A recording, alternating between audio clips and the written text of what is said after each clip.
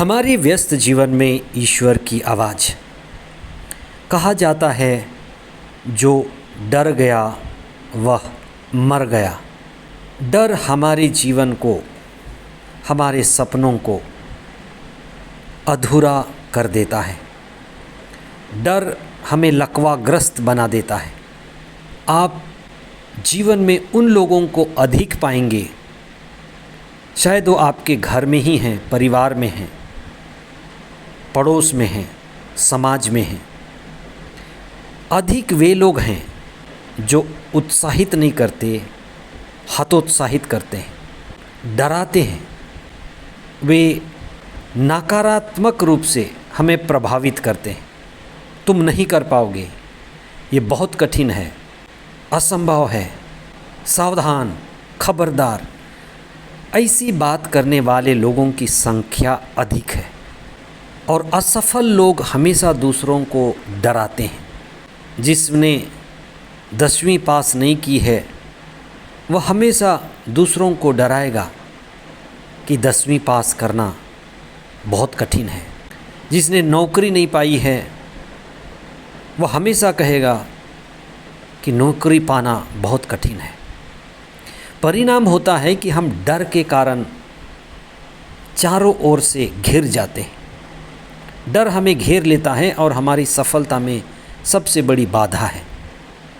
विशेष करके माता पिता और शिक्षकगण ध्यान दें, वे अपने बच्चों को बहुत अधिक ना डराएं।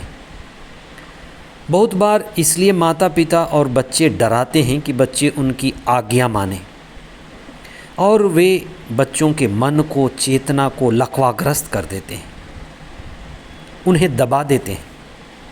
उनकी क्रियाशीलता और सृजनात्मकता खत्म हो जाती है।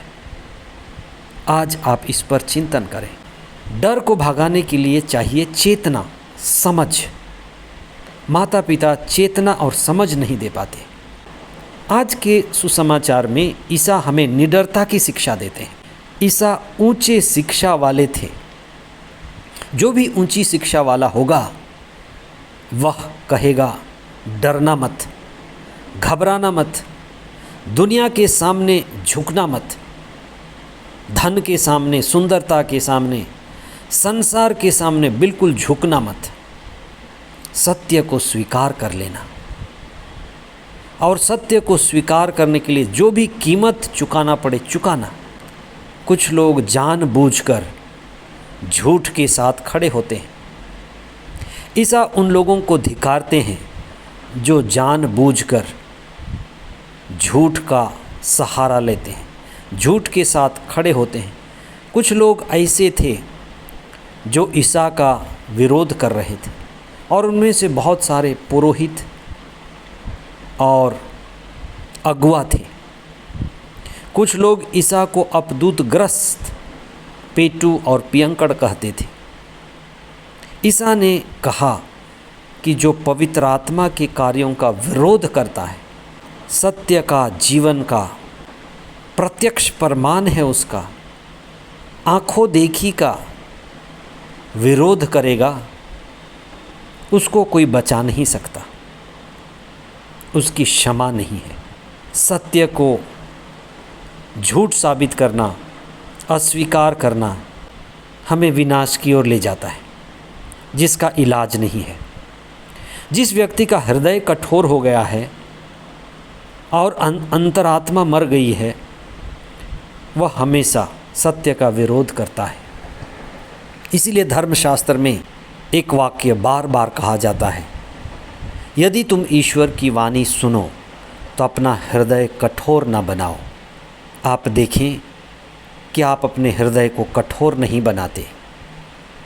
आप ऐसे लोगों को भी पाएंगे अपने घर में, परिवार में, समुदाय में, जिनका हृदय बहुत कठोर हो गया है और ऐसे कठोर हृदय वाले जिनकी अंतरात्मा मर चुकी है, दूसरों के लिए भी घातक हैं। हम प्रार्थना करें कि ईश्वर हमें पवित्र आत्मा प्रदान करे, हम प्रकाश को प्रकाश कह सकें, झूठ को झूठ कह सकें और पवित्र आत्मा के द्वारा संचालित हों। पवित्र आत्मा हमें प्रकाशित करे, हमारी अगुवाई करे। कुछ समय मौन होकर सत्य के साथी बने, सत्य की आवाज़ को हृदय में गूंजने दें और सत्य के साथ खड़े हों, कहीं भी, कभी भी। आमीन।